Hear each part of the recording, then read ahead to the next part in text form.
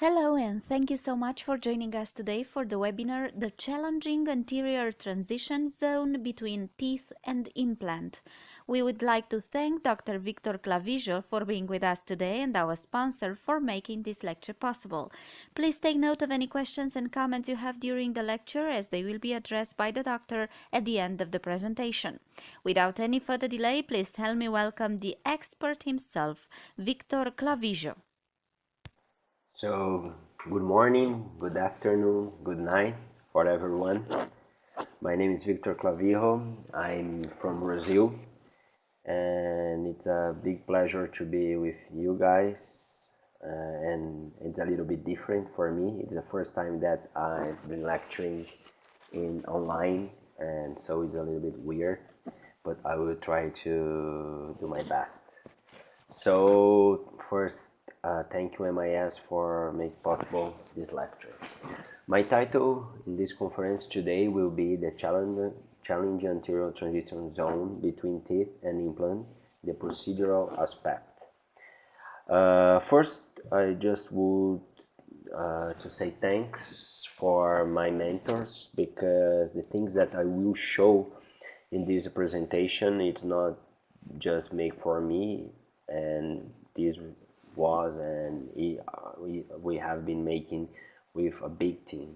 So first, thank you for Eric Van Duren to introduce me some concepts of implants, and the whole Brazilian team that we have a connection between Belgium and Brazil. Special thanks for the group Implant Patio from Brazil, that also we have been working with MIS and with other things. I cannot show anything if I don't say thanks for the dental technicians, because they are very important in our outcomes. So I will show some work from Leonardo Bocabella, Cristiano Soares, and Murilo Calbugaro, Willy Clavijo, and other technicians that came from Brazil. And also my mentor in research in the academic part, that is Silas Duarte from USC in Los Angeles. My experience with implants, it's a little bit, I'm like a beginner. I have maybe 8 years, 7 years with implants, working with implants, with restorations on top and implants.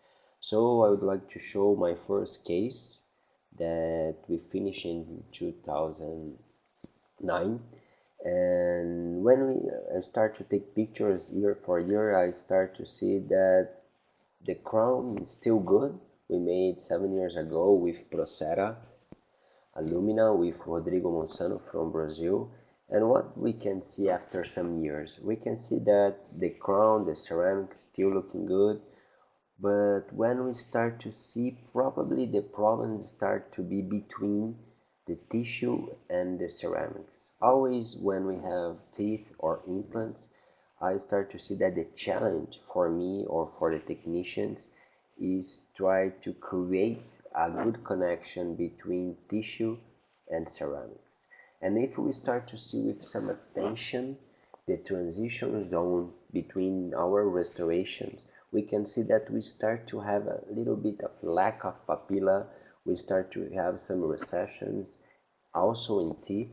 So this for me now is the challenge, because we know that we have good technician nowadays, we have good kind of surgery, we have a protocol to place tissue grafts, to make a guide, but to manage this little space between ceramic and tissue, for me now it's a big challenge. And in this part that I want to share with you guys a little bit our concepts, because when we see in our office, you will receive problems with teeth or implants. In that part, we can see in that pictures that all cases have problems with the transition zone.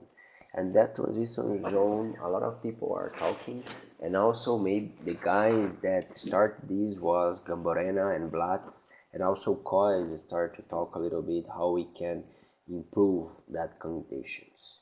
So we will show some things about the V concepts with the V3 by MIS, and I would like to show always what, when, why, and how we can perform acceptable outcomes. Some things that we want to share today is some concepts about the retain type of that restorations. We want to talk that sometimes we have to choose between screw retain restorations and or cement restorations. When we think in the abutment type, we have to choose between stock or custom abutments. In abutment materials, always we have the challenge between metal or ceramics. And if we have these problems, we cannot forget that to have acceptable restorations, the topography of the tissue is very important. So when we work, we have to be in attention to always perform the correct horizontal contour for the new restoration. So after we extract the tooth, we have to create some protocol that we can maintain the architecture to provide a good restorations. And also this comes from some concepts from Nitsan Bichacho that started this probably 20 years ago. So we have also to think not just extracted and place the implants. So I have been working with a good friend from Spain that called Alvaro Blasi, and we made now one article that will be launching in 2017 in the Quintessence Dental Technology that called decision making process for implants. So I would like that you start to create some protocols before you extract the tooth. So we create the table that we call PET, that is pre-extraction treatment. So you can see in the right side this case. The patient have the number 11 failed, or probably will be the right central incisor. So if we follow our table, we will write that the failing tooth is the number 11. After this, we have with the conding and some x-rays, we have to evaluate the bone support, the buccal, soft tissue, the mesial papilla and the distal papilla. But the main important thing is before you extract, when you have a single restoration in the anterior zone, you have to see the neighboring tooth. So if we check the number 21, we have to make some questions.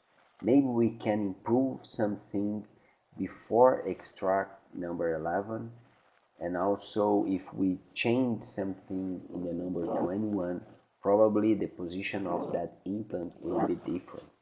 So in the neighboring tooth, before we extract the number 11, we can perform some crown modification, we can perform some tissue modification, and also we can work with orthodontics. And if we have something like that, we can perform this, and after this, we will also see that we can provide some thing that can improve the teeth that will be extracted.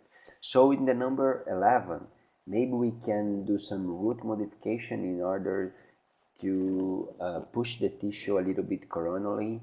Maybe we can perform some connect tissue graft to improve the volume, or we can work with some orthodontic extrusion. So following the PET table, we can create a protocol that can help us to avoid some mistakes before we place the implants. So here are some examples that if we follow the PET table, we can also improve our outcomes. So in the number 11 also was failed. So before we extract the number 11, maybe we can create some root modification here to push the tissue a little bit coronally. We can perform some crown lengthening in this tissue in order to balance the problem, the defect, or the challenge that we can have with after the number 11 extraction. So these some examples. Another new example that we can perform a crown lengthening in the neighboring tooth before we place the implant, and also before extract the number 21 we can perform some tissue graft. So following these things we can also work now with some software like the MIS M-Guide software that we can work. This I have been working with the quarter from Israel with Masha. So Dr. Masha can help us to planning some case. So in this case, you can see that the patient has the number 11 failed. So we have to place the implant. So if we start to analyze the case in the software, we can see that the number 21, the number 22, and the number 12, that is the tooth, has some altered eruption. So before we extract the tooth, if we want a better aesthetic outcome, we have to perform some crown lengthening in some tissue, and also we have to perform some crown lengthening in the tooth that we will extract. So in following this, we will have a better measurement, we will have a better balance to find and to achieve a acceptable outcome. So this is the way that we have been working before extract some tooth when we want an acceptable outcome with aesthetic results. So in this way we follow the PET table, so you can see that before we extracted we performed the crown lengthening. After this we place the implant and we improve the aesthetic part in the same appointment. That is also things that we have to now see and we have to try, because nowadays it's so difficult to patient go to our offices. So if we can improve our procedures, our steps, and they try to do this in a simple way. So this surgery was performed by Eric Van Duren, and we followed the PET table. Also, after we place the implant, we cannot forget that to have a good tissue contour around the implant, we have to perform a good or acceptable provisional restoration. And to achieve that, we have to think in the abutment type, because if we work with stock abutments, it's a little bit difficult to create a good or acceptable tissue contour around the implant.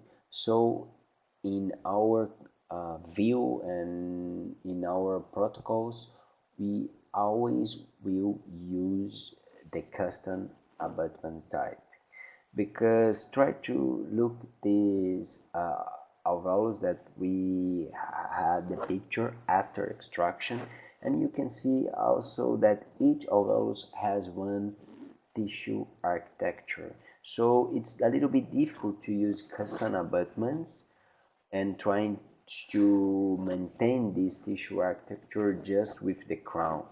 So in order this, we have to customize our abutment to support that tissue and achieve a good emergence profile in our restorations. And also, if you start to take some pictures or start to take some attention in your patients, you see that we have also a classification for alveolus. We have oval alveolus, a triangular, trapezoidal, and also a square alveolus. And I like this phrase that comes from one article by Dr. Jack, that he say that if we try to use in the healing phase some stock abutment, and after we want to improve the tissue contour, we will spend too much appointments, and also we will do a traumatic transition. But if we start our provisionalization with the custom abutments, we will cause a traumatic transition, and also we deliver the restorations a little bit faster than the other way. So our protocol always will be to use the custom abutments and also the screw retain restorations, trying to follow the tissue architecture. And also we try to make some, to be clear in our view, so we took some models from Jan Haito, and we start to remove the crowns of these models, and we start to see that if we have an oval tooth, also we will have some alveolus, and these we have some correlation with the line angles with the root form. Try also to take attention this. So if we see this table, always when we work with the custom abutment, we have to work before. We have trying to customize our abutments with lab or CAD-CAM and convene with the NGuide software. If we do this, we have more accuracy, and our risk assessment to fail will be less. So I would like to share with you some techniques that we have been working to customize in our custom abutment, and we always follow some articles, and these articles that have been launching, and also in 2016, that the technique we work thinking at the same time of von Hauser, that he says that cup abutment technique, if you try to cup the roots, you have a better emergence profile, and also some articles by the Chu team, and this was performed by Hans Saito. So the first technique that we try and we want to share with you is a technique that we want to see the tissue contour and how we can support the tissue contour. This is an analogical way that we create to have accuracy, to have ideal customized abutment. Okay, but this spent too much time, and this was the analogical way, and after this we start to use this in the digital world.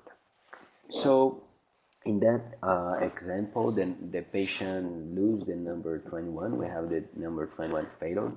So before extraction, we took some impression. After we took the impression, we place the tooth inside the impression like a closed cupping tray for taking impression of implant. And after this, we hold the tooth with some pin, and also we place some wax around the root in order to facilitate when we want to remove that root. And after this, we pour the stone. After the stone are set up, we start to remove the base of our model, and with one little hammer we start to remove the tooth. And after this, we have in our model our original alveolar model. And this alveolar model can show the same tissue architecture that we have in the patient's mouth, we have in the stone. Because if we try to do this with some impressions, probably when we place some material, the tissue will collapse and we will have some changes. So after we create the model, we will place the implant. So now we are placing the V3 implant, and after we place the V3 implant, we place one cupping tray, and we will create two jigs that will capture the position of the implant in the mouth. And after this, we will place the cupping tray in one analog, and after we will try to fit this whole set, the cupping tray abutment and also the analog with the jigs in our alveolar model. Probably you have to create some hole in the palatal part of your model, because it's the part that you probably place your implant. So after we fit the whole set in our model, we have to place some stone and some flowable composite in order to hold our analog. So now we have the same implant position and the same tissue architecture that we have in the mouth without take some impression. So you can save this model and use to perform a new provisional after the healing, or also you can in the same time use the same tooth, and you can capture the tooth in one provisional abutment, and you can customize this provisional with the tooth, creating a new customized provisional restoration. And now you can see number one is the tooth after extraction, and the number two is the same tooth on the provisional the provisional abutment. So you can see that we have now some sharp angles also in the interproximal view and also in the frontal view. In order to improve that, we have to follow some concepts, and the article that always helped me to understand where I have to remove. I like this article from Sue and Oscar Gonzalez from Penn, United States, the Penn team, that they classify two areas in the peri-implant tissue. So in between the tissue, the marginal tissue, and also the implant head, the peri-implantar tissue, usually we have 4 millimeters. So in that 4 millimeters we have to work. We can classify two areas in that 4 millimeters, the critical area and the subcritical area. So when we have to perform our provisional, we always will create in the number C a big concavity. So that concavity that we will remove of our provisional will have this part will provide a better tissue in that area that will create more volume, and we will try to create a tissue with thickness that will provide better outcome. So if we superpose the provisional restorations, that is great, and before we start to customize our provisional, you can see in this area how much we remove. So if we not remove in this area, this will create and provide a thin tissue biotype. So if you want to increase the tissue biotype, we have to create that concavity that will be like an area that we can place our connect tissue graft, and also we will create the tissue, sorry, the connective, the will be not a thin biotype, and will be about a wide connect tissue, a wide biotype. So also in the interproximal areas, we have to remove a little bit the sharp angles, but we cannot remove too much, otherwise we will lose the tissue support, and also we can have some lack of papilla.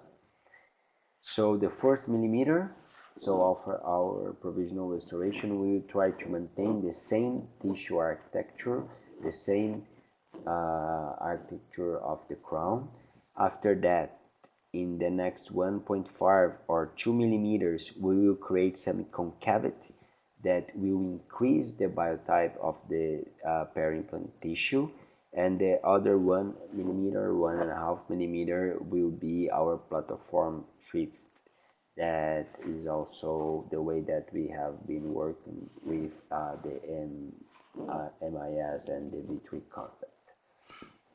And in the end, after we perform this design for our provisional restoration, if we want that the tissue come a little bit coronally, that it's very important to have some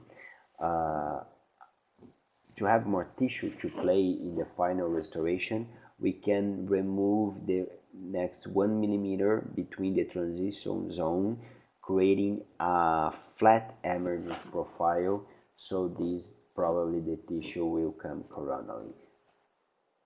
And this is the way that we worked in the analogic part, but this was our first prototype that we published this year in the Quintessence dental technology. But this probably now you can have the same technique digitally with the M-Guide software, because we have some also tests. You can see in that case that in the same time that we create and we print the tooth, just using the CVCT, just using DICOM files and STL files, we print the tooth that looks the same as the original tooth, and also we create the analogic alveolar model, but in the same time we create the final restoration following the cone beam and also the STL files. And you can see that the abutment that we create just digitally can fit almost perfect in the alveolar model. So probably if you want to use this technique nowadays, you can use. The just problem will be the implant position to be the same of your final restoration. And so you use this technique, we create some case, we perform some case like this one, that you can see that the final abutment is almost the same that we create before tooth extraction. And in that case we made the digitally workflow, and you can see when we deliver the final restoration that will be screw retained, just to match the abutment with the other tooth that were prepared for contact lens. We create a customized abutment for the tissue and also for the color, to have the same color of the teeth that we prepared before. So you can see using this we have also a good technique to achieve a acceptable outcome with the tissue and also with the color.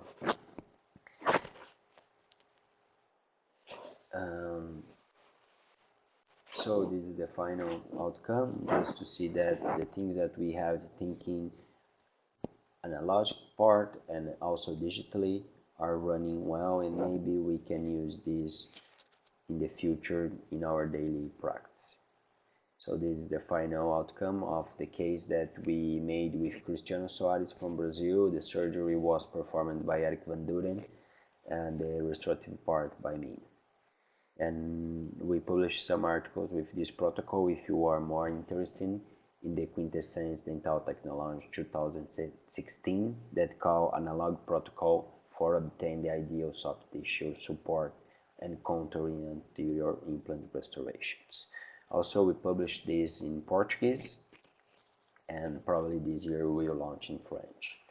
So if you want and if you are curious, you can perform this workflow with the M-Soft for create the M-Guide and also the fine restoration that we can see in the screen that we perform with Dr. Masha from Israel, that she performed the final restoration and or other components digitally just with the cone beam and the STL files.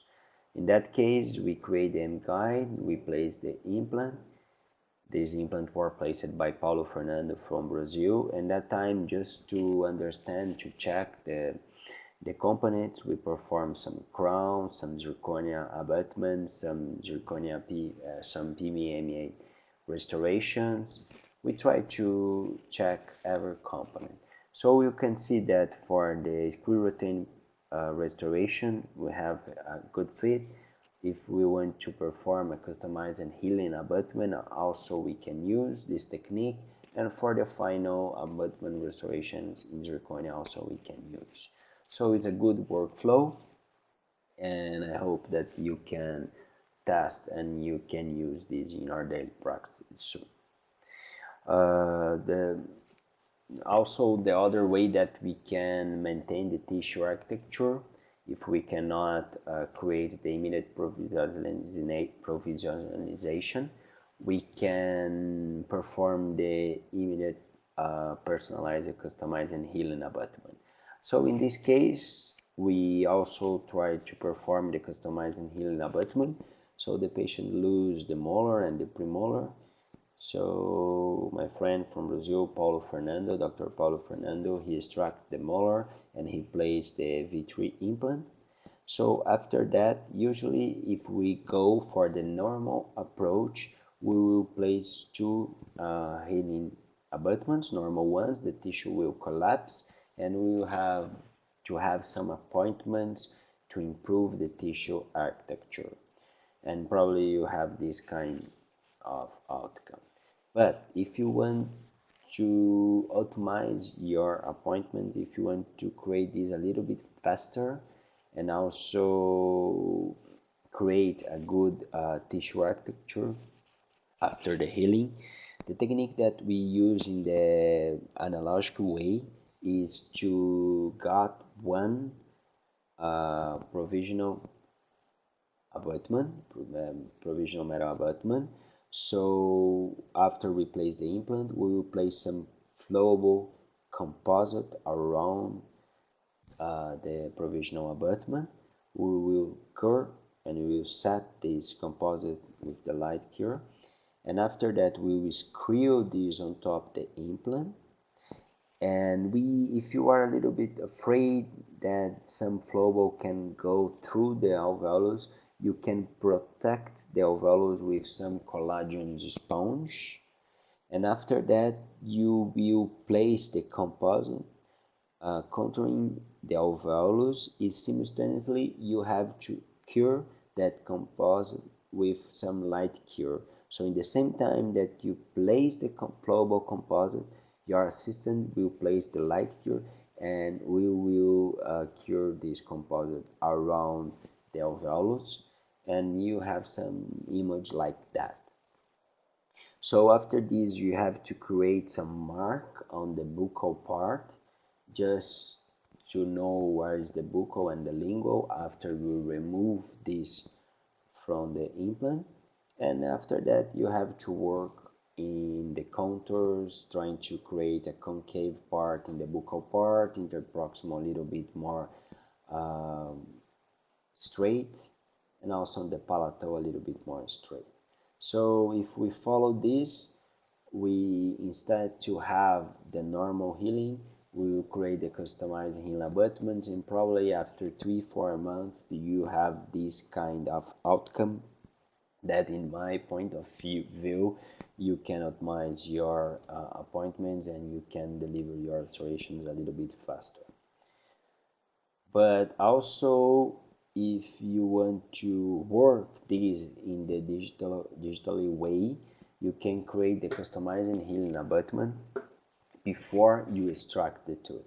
So you have to have the cone beam of the patient, the DICOM files, and also you have to have the STL files. So we will connect this to the MSoft by MIS, and we will draw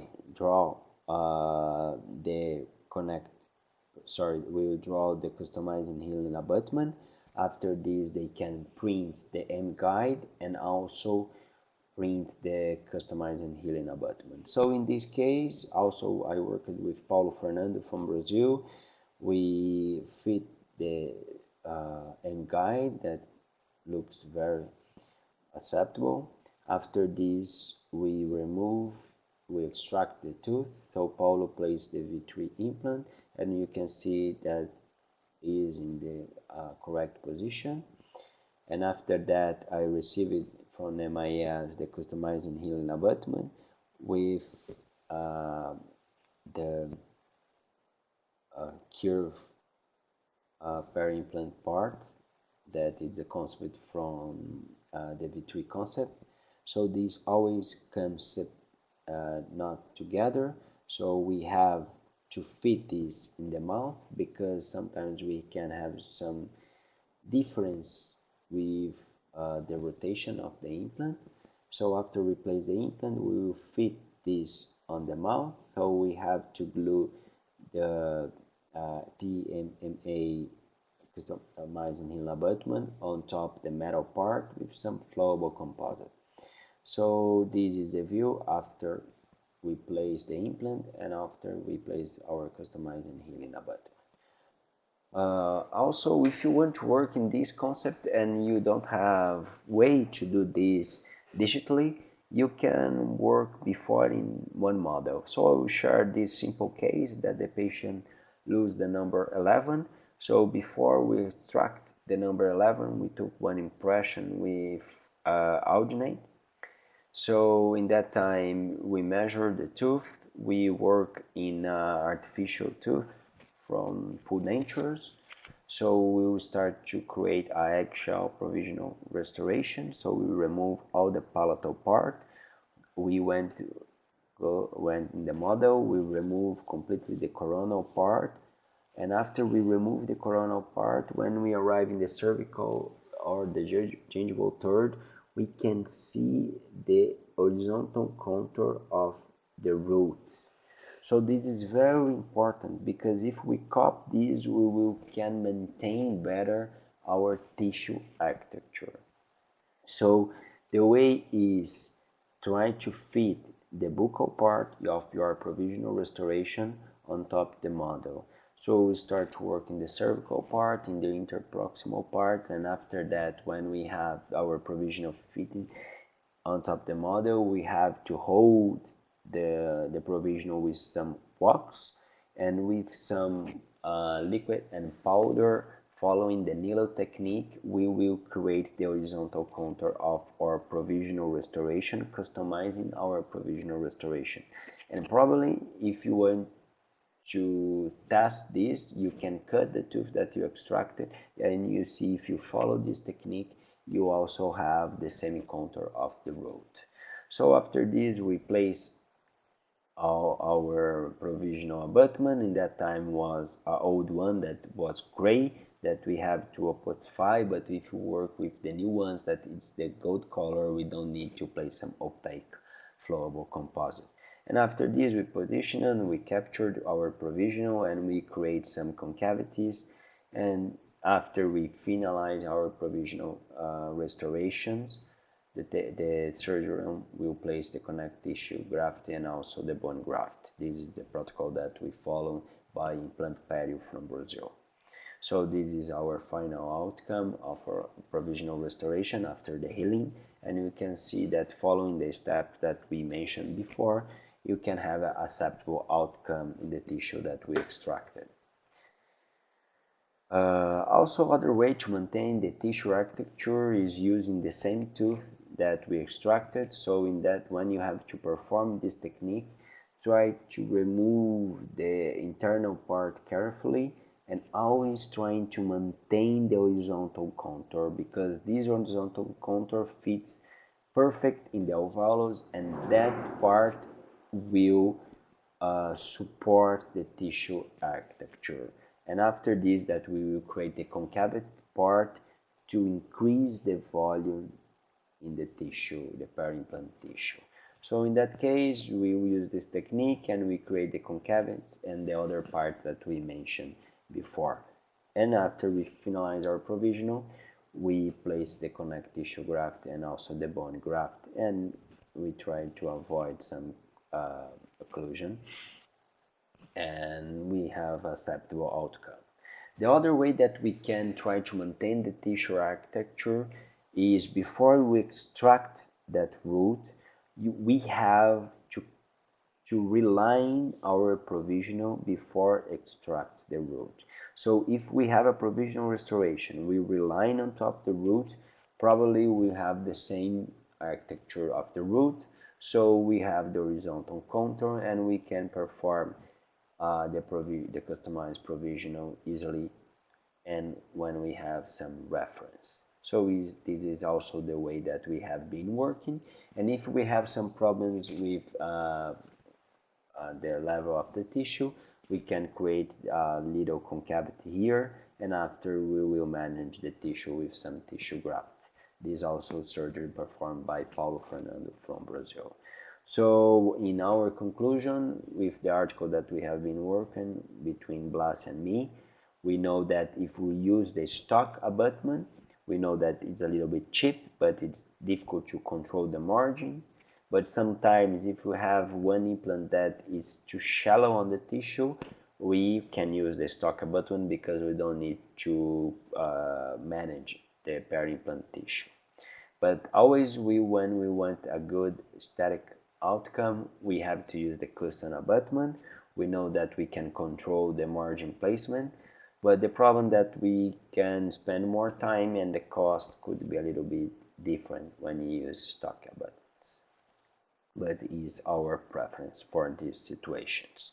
So if we answer our questions, why we use the customized tissue,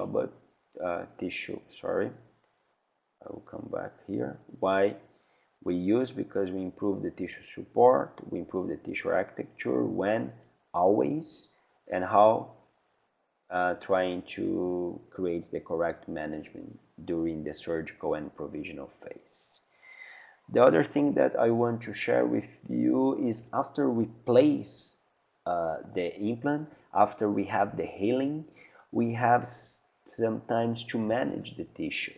And to manage the tissue, we have to think, and also we have to follow some articles, some literature that we have. I like the articles from the Pen team, from Sue, from Oscar Gonzalez, and from Ernesto Lee. I like also the article from Boozer, Belser, and Dr. Whitman, the article from Dr. Vela from Spain, and also from Chu. If we follow these articles, we can create some protocols. So the protocol that we use here in Brazil, we have always in the peri-implant tissue the critical area that is between the margin gingival here, 1 millimeter deep, that we can call the critical contour. That critical contour, in the provisional phase, we can manage the zona and also the tooth shape. If you want to manage the papilla or some tissue a little bit further, we have to work in the subcritical area, the subcritical contour. So usually in the 4 millimeters, the first millimeter in the peri-implant tissue we classify by critical contour, and the next 2 millimeters will be the subcritical, and the final 1 millimeter will be our platform switch that we don't need to manage because it's bimetal. So in that case, you can see some examples that we work with following this technique. So in this case, we have that horizontal contour. So this case we perform with Eric Vandori and Cristiano. So you can see that we have the horizontal contour. If you see the 45 angles, you can see that we have some concavity in the tissue, and probably if you have concavity in the tissue, we have some convexity on the provisional restoration, and that convexity have to push the tissue to improve the papilla. So in that case, performed by Eric Van Duren, you can see that we work a little bit in the subcritical area, and after we place some volume here, the tissue come down and also the papilla, and we close the black space. So also in this case that we work in the subcritical area, we can push the papilla, and this is usually the way that we have working in this kind of restorations. But I want to share also one table that we try to classify and follow the step for the clinicians, that we use the concepts by critical contour and subcritical contour. So try to see in that model that we have this tooth. Oh, sorry. Just 1 second.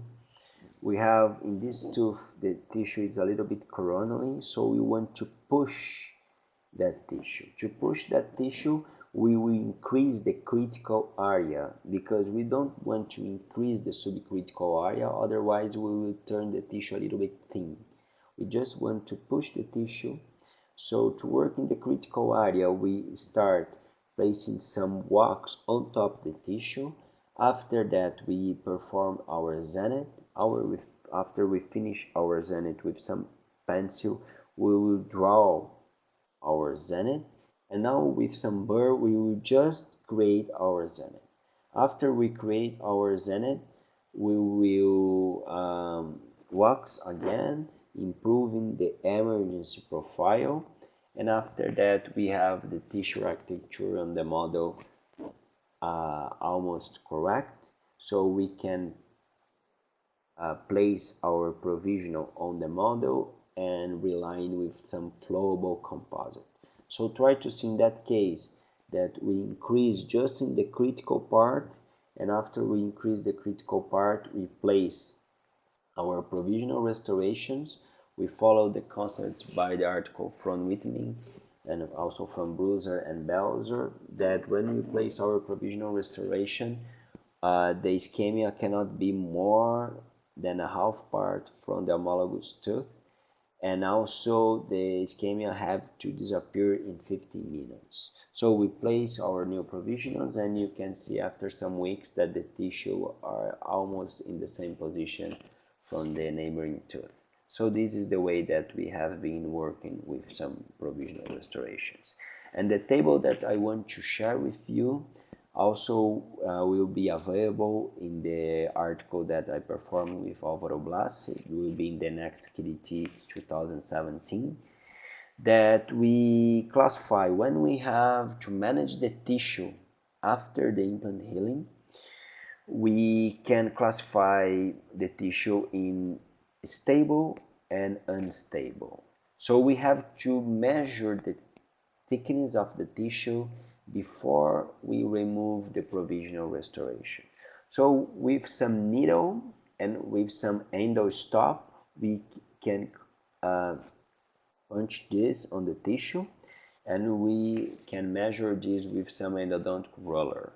So if we have more than 2 millimeters, we can classify by stable tissue, that we a thick biotype that we can pressure.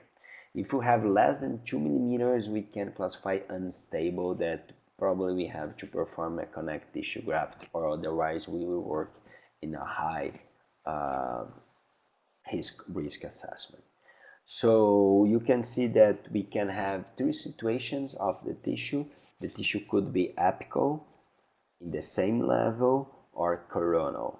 The tissue could be apical more than 2 millimeters or less than 2 millimeters, can be at the same level with more than 2 millimeters or less than 2 millimeters, or can be coronal with more than 2 millimeters or less than 2 millimeters.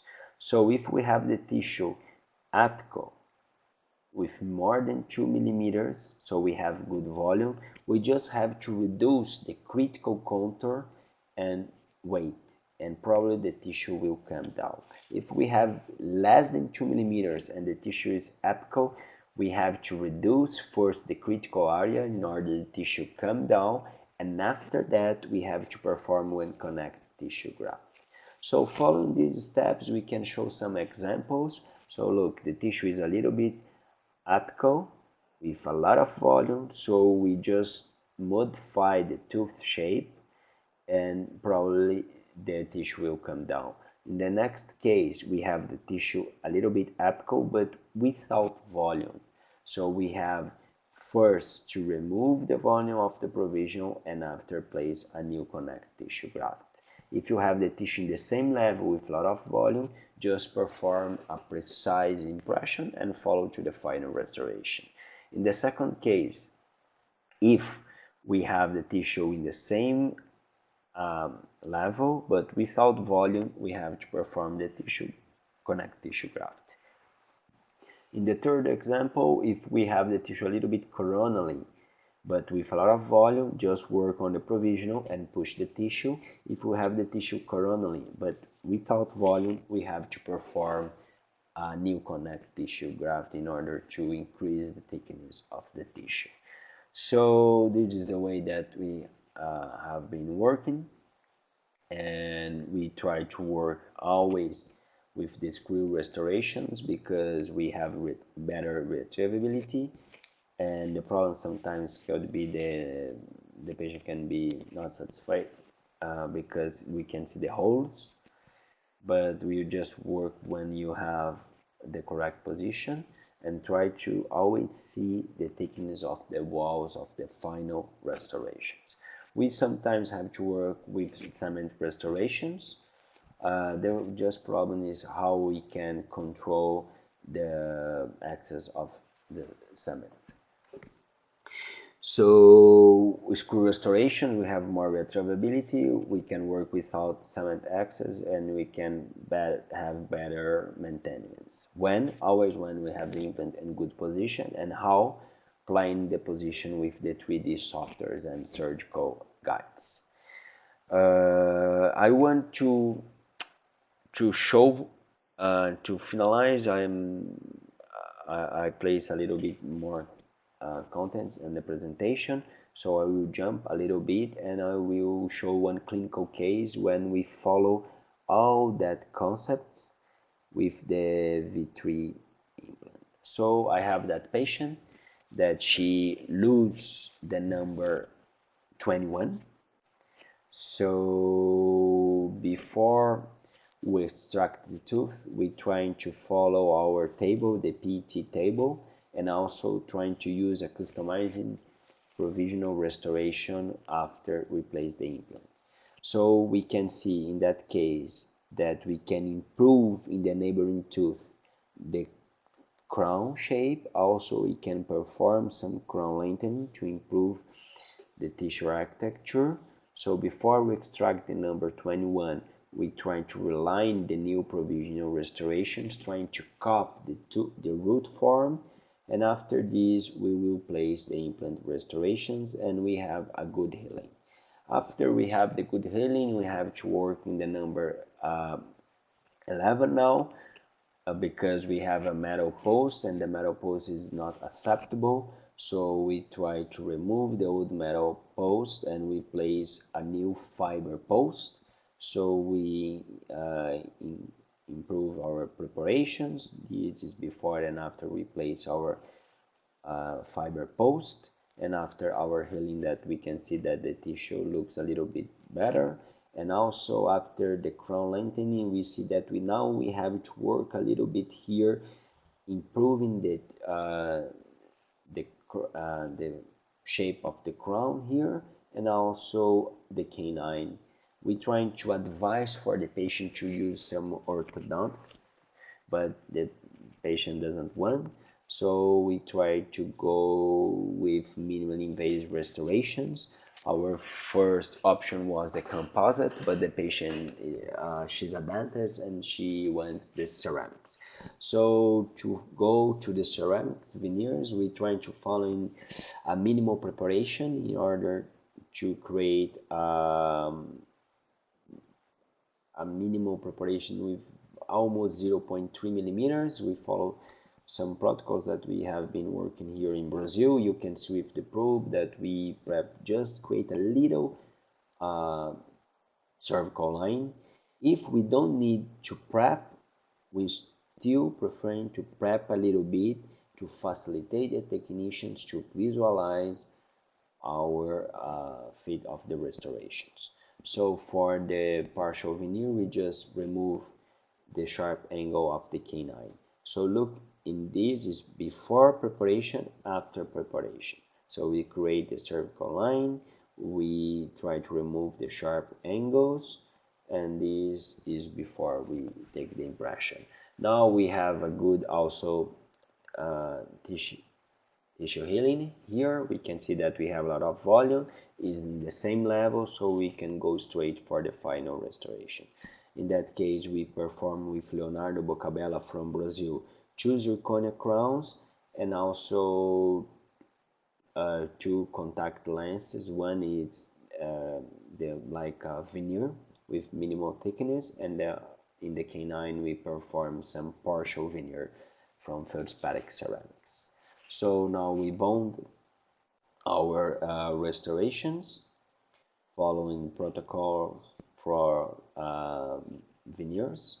So we use light cure cement, and after that we trying to polish the interface, that it's very important. It's not our topic by today, just to follow our protocol. In that case, unfortunately, we work without the guide, and probably I made some mistake when I create the provisional, and I create the provisional a little bit bulky. So when I place the implant, the implant was placed by Robert Carvalho from Implant Pere from Brazil, and we placed the implant a little bit buccal. So we had to have a cement restoration. So to avoid some problems with the cement, we torque our abutment with rubber dam, so you can see now that we can control our cement access when we place the rubber dam to torque the abutment, and also after to cement our restorations. So in this case we work with some Violink static cement, so we place our restoration. This is our final outcome. So this is usually the way that we have been working. And to make a conclusion of our presentation is, when we have some challenge in the transition zone, you have to follow some steps. So if we want to answer our questions, what is the V3 concept? It's a concept to perform better outcomes in our daily practice that you can use then guide. You can use the customizing healing abutment, the customized provisional restorations. You can plan this with the M software, and you can improve your outcome. When we have to use these concepts, when we want to optimize the tissue contour, the volume, and also the aesthetics. Why this is important? Because always when we improve the architecture and when we try to increase the thickness of the peri-implant tissue, we have more stability, and also we can improve the longevity of our restorations and also the longevity of our soft peri-implant tissue. And how we will perform this, always using the customizing soft tissue approach. So thanks, and now I'm open for questions.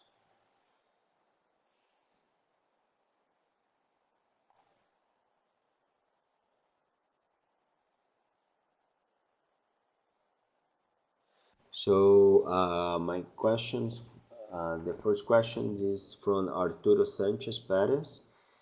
The Quintessence Journal, Arturo, that we will launch the article will be the KDT 2017, the Quintessence Dental Technology by Dr. Silas Duarte. Will be launching next year, probably in March.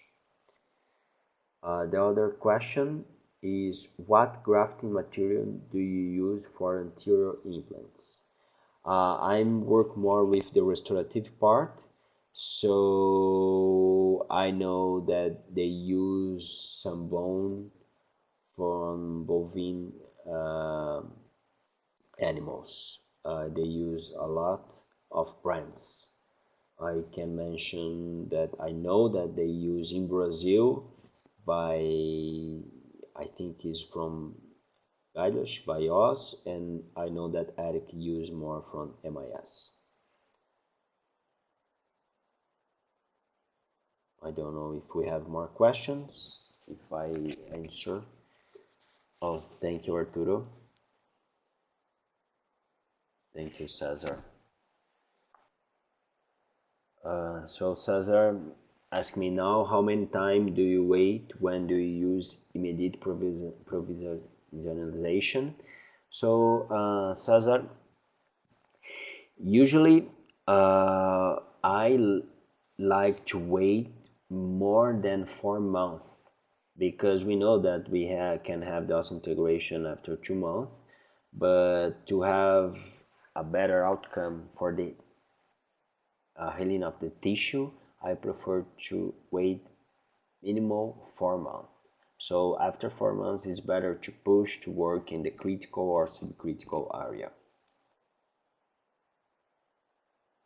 Arturo asked me about the proteinized membranes, and I don't have experience. Sorry.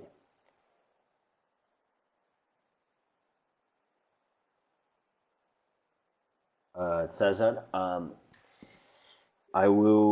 Cesar asked me now about 4 months that we have to wait for superiors and 3 months for inferiors. But Cesar, uh, I, I will try to wait the time for osseointegration.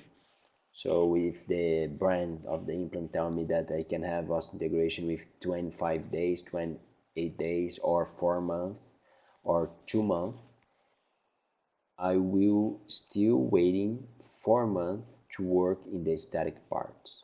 I'm not like care with the osseointegration. It's more with the healing after the connect tissue graft. So we always place connect tissue graft in the anterior zone. We always create this concave part in the buccal part in our provisional in order to increase the thickness and create a thick biotype. So to have the healing of the connect tissue graft and also the tissue and perform a better peri-implant tissue, I prefer to wait the 4 months. Milko Petkov, he asked me, could you please tell us the article about different out contours of alveolus? Dr. Milko, this article also will be launched in the Quintessence Dental Technology 2017, probably in March, the KDT. You are very welcome, Cesar. Arturo, we prefer always, Arturo asked me about, do you normally insert the implant 2 or 3 millimeters below the level of the alveolar bono? We prefer usually to place 4 millimeters, Arturo, because if we think if we have 4 millimeters, the first millimeter will be for the platform switch or shift. The next 2 millimeters will be to manage the tissue, and probably the final millimeter will be to support the tissue in the critical part. So we prefer to place 4 millimeters.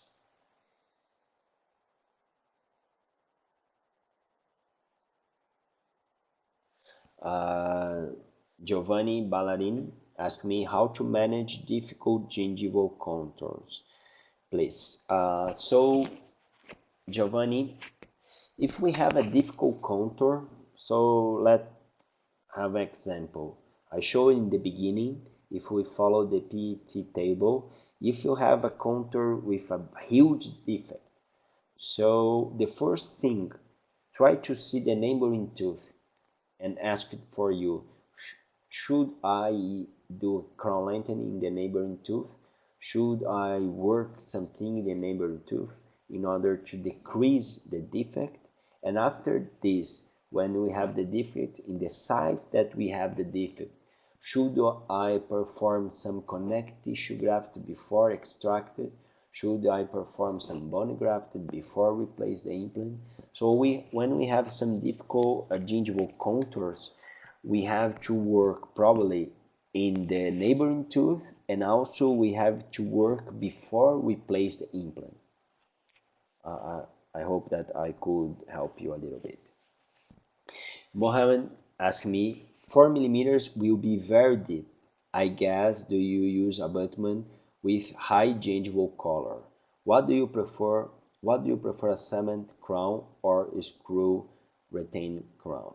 So Mohammed, 4 millimeters we usually work. So we work with 1.5 gingival colored.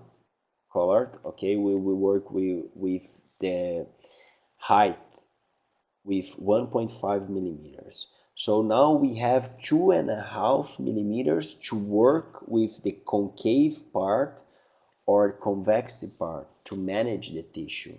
So in order this, I always prefer 4 millimeters. Okay, and our first option will be screw retained crown restorations, but sometimes with some bone defect we have to work some with screw retained restorations. And probably you see that nowadays they start to launch some tie base that we can angulate our abutment, so we can transform our cement restorations and screw retained restorations. But sometimes I receive the case that the implant is not in the good position, so I have to work with cement. But if I can choose between both, I prefer screw retained restorations. Thank you, Mohammed. Arturo asked me again, do the 4 millimeter counts from the edge of the gun or the osseous edge? No. We place 4 millimeters from the edge of the gun. Okay, it's 4 millimeters from the edge of the gun, probably 1 millimeter from the alveolar crestal bone.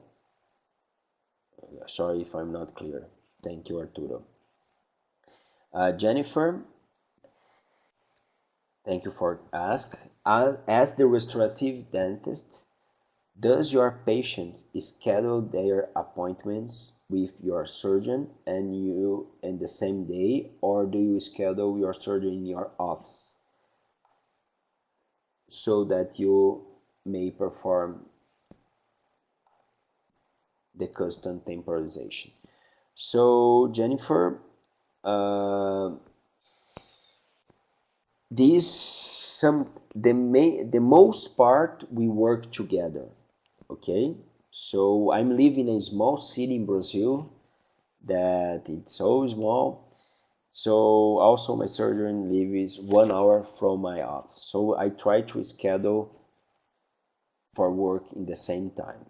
That the guy that I work more, called Paulo Fernando from Implant Patio, they have one book in English that is very aesthetic.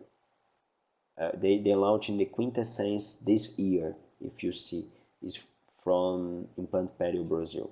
So I try to work in the same time, but if it's not possible and he have to place the implant for some urgence, he will place the implant and he will try to make and to perform the customized healing abutment that is a little bit easy with some flowable composite and the provisional abutment.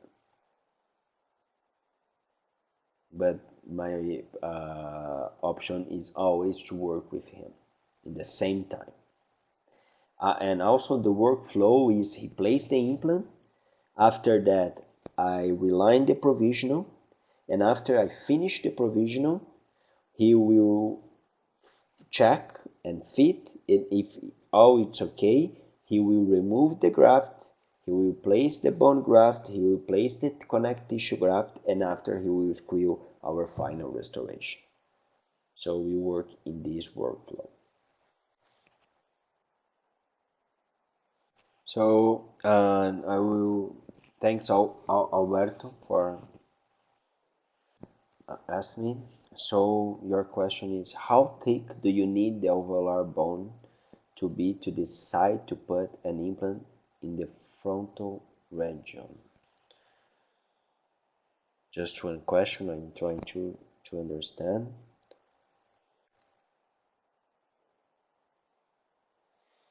If you ask me, I'm not a surgeon, but I have some idea. If you ask me about the thickness of, okay, about the thickness of the alveolar bone in the buccal plate.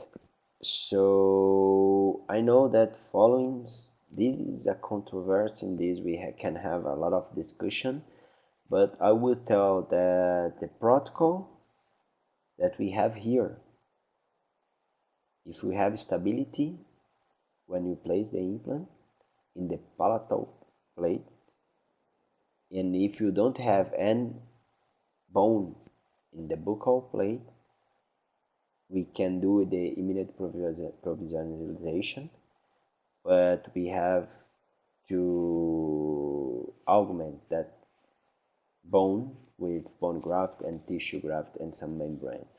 But if we don't have the buccal plate, but we can place the implant in the palatal bone, we don't care about the buccal plate. So we don't can I cannot answer for you how much thickness we have. We have to have stability in the palatal plate. I don't know if I was clear. Um, the frontal teeth, no? So Alberto, if we don't have bone and we can have stability in the palatal bone, we will place the implant, we will augment the bone and also the tissue and trying to place the provisional restoration. We have one article and we have some cases in the book for an implant perio that they launched in Quintessence. You can go to the Quintessence website and you see the book for periodontology aesthetic. I will try to give you the reference perfect. Just one second. I will open here and I will answer to you. Just one second.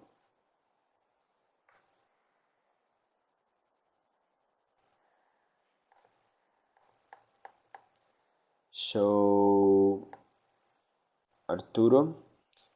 Alberto, if you go to the Quintessence website, you can find the book Aesthetic Perio Implantology by Jolie Carvalho and Robert Carvalho.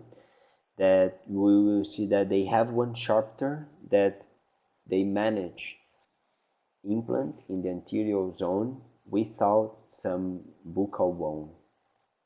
Okay, and this is the maximum that I can help you because I don't work with the surgery part. And I have one more I hope that I could be clear. One more question by Arturo. When you make custom abutments, do you always use composite or sometimes resin too? If I will perform the customizing healing abutment, always flowable composite. If I will do a crown with the provisional cylinder, provisional abutment, if I work with a natural tooth, I will work with composite. If I work with PMMA or normal acrylic provisional restorations, I will work with acrylic resin. And I like to use the powder and liquid from GC that called Unifast. That this acrylic resin can set in 40 seconds. It's so fast and so easy to use. You're very welcome, Arturo. And Osvaldo asked me, what kind of bone graft do you use in the gap between implant and buccal plate? So Osvaldo, as I mentioned, I'm not a surgeon.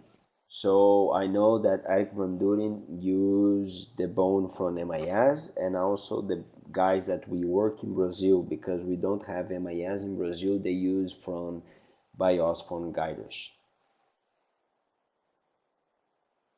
Osvaldo asked me, did you use some picton abutments make in CAD/CAM in immediate loading?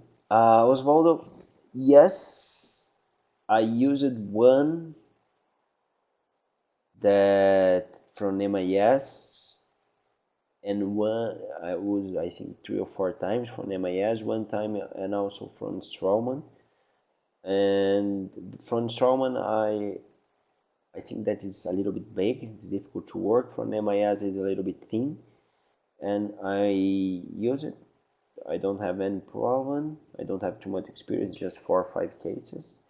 But I have some difficult to reline and also to glue the composite or to bond the composite in the crown, the provisional crown restoration, and also in the abutment. So if I have to choose, my first option is to use metal. Okay, I will just try to use the picton if I have some problem with color, or if the implant was in the bad position and will be a little bit gray. But my first option always will be the metal.